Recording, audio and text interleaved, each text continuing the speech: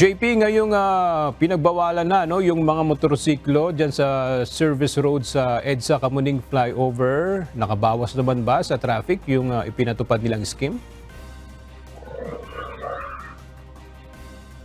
Ngayong tanghali, moderate yung sitwasyon ng daloy ng mga sasakyan dito sa may bago makarating doon sa EDSA Kamuning Flyover. At ngayong araw nga, tanging yung mga private vehicle lang at iba pang mga sasakyan yung pwede na lang dumaan doon sa service road ng EDSA Kamuning Flyover at bawal na muna yung mga motorsiklo.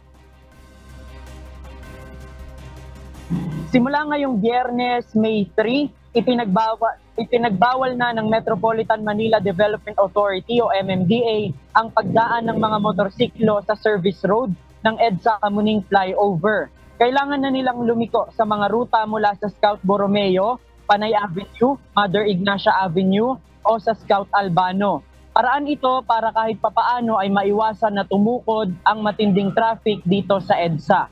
Sa datos ng MMDA, nasa 24,000 na four-wheeled vehicles ang dumadaan sa southbound portion ng flyover habang 23,000 naman na mga motorsiklo kada araw. Kaya kung mababawas na ang mga motorsiklo, ay maaaring lumuwag pa ang daloy ng mga sasakyan.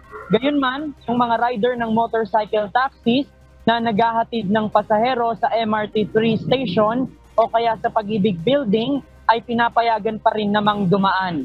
Merong mga karatulang hawak ang mga traffic personnel bago dumating ng flyover na may katagang nagsasabing dapat nang dumaan o kumanan sa Scout Borromeo Street ang mga motorsiklo. Ayon sa MMDA, hindi naman huhulihin ang mga rider na magtatangkang dumaan sa service road, kundi igagayad lamang sila sa mga alternatibong ruta na kanilang dapat daanan.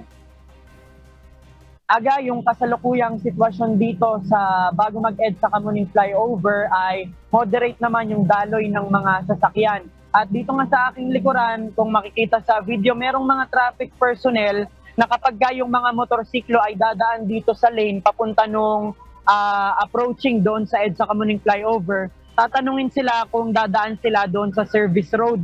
Kung kapag sila dadaan sa service road at hindi pa nila alam yung patakaran na dapat silang kumanan dito sa Scout Borromeo, igaguide sila ng mga traffic enforcer para nga umiwas sila doon sa service road at hindi maging dahilan yan ng pagtukod ng traffic dito sa EDSA. Sa ngayon, yan muna ang ating latest live mula dito sa Quezon City. Balik sa'yo, Aga. Okay, maraming salamat, JP Nunez.